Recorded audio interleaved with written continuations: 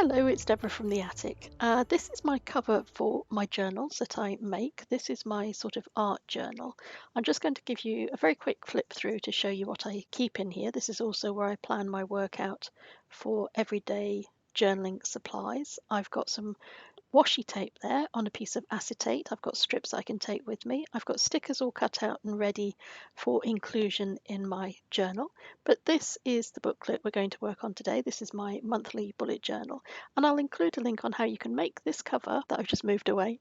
I'll show you where you can find the video to learn how to make that cover. Let's have a little flip through at how things have been going so far. November has been going really well. I like the leaves down the centre. I'm going to change my habit tracker a little bit for December, but I really liked the line a day page that I added for the first time. That's been a really good way for me to reflect on the successes of the day. This time I will be doing things a little bit differently for December. I'm going to have a folded in page, and I'm doing that so that I can keep some of my information about Christmas cards and gift giving sort of private. As for how everything has gone so far, I only started this in September and I've just been sharing my progress with you as a beginner, as a learner, and this is how my book is shaping up so far. What I'm really enjoying about this book is that the more I use it, the less concerned I get about getting it absolutely perfectly right. As long as I know what I want to include, it will be fine. Here I've started blocking out the sections that I know I'm going to use. So this is going to be my habit tracker. Down here is going to be my social activities and ideas boxes. I'm going to include my page a day. I'm also going to reintroduce 4 boxes, one for each of the weeks in December, because I think December is going to be quite busy. So this is how it looked in my previous versions. And although I didn't use it very much in those months, I think December might be different. So I'm going to include it and give myself some options. I'm using some Pitt brush pens to ink in my titles. So I'm just adding in all of the lettering that I have scoped out. I'm still not quite 100% confident about my placement and the handwriting, so I still like to just draw it out with pencil first so that I know it's going to fit and it's going to look fairly neat. And this is the inside page of my fold where I'm going to make a note that I want to list cards and giving.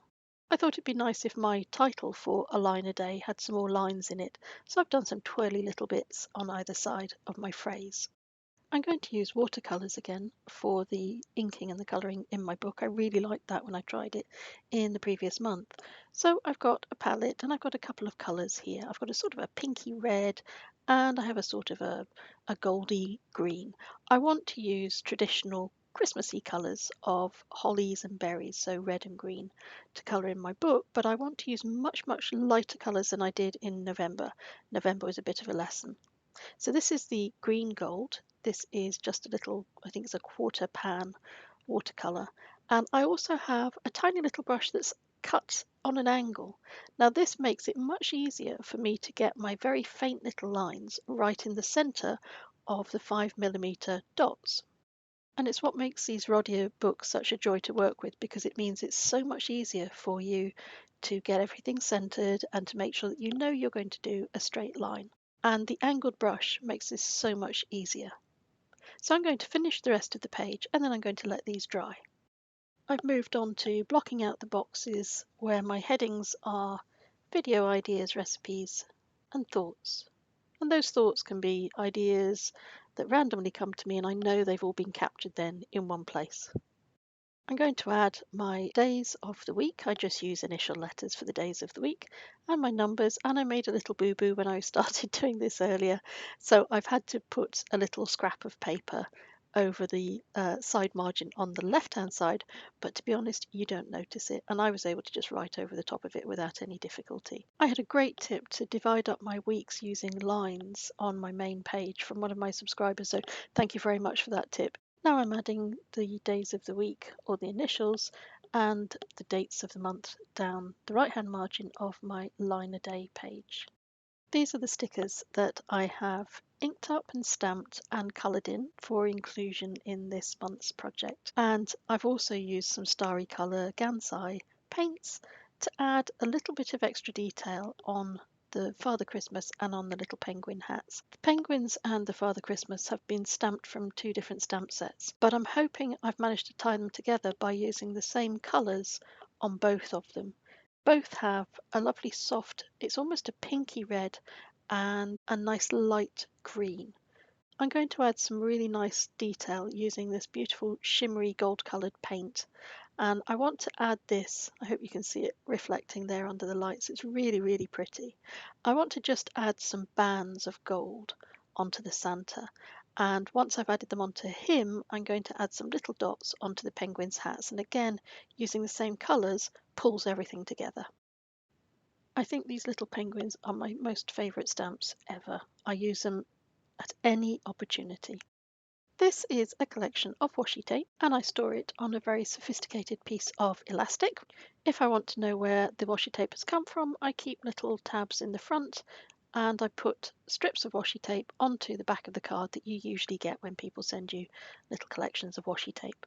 I've chosen one that I think fits really nicely with my festive theme, and I'm just adding this as I usually do at the bottom of my boxes of ideas.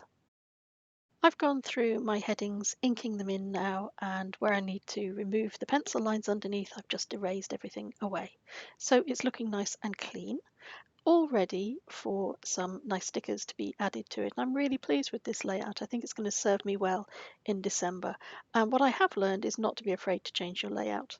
So here are my little stickers. These have all been cut out, coloured, they've been glittered up and they look really pretty. And I'm going to take a little bit of time to faff around and decide exactly where I want to position all of those.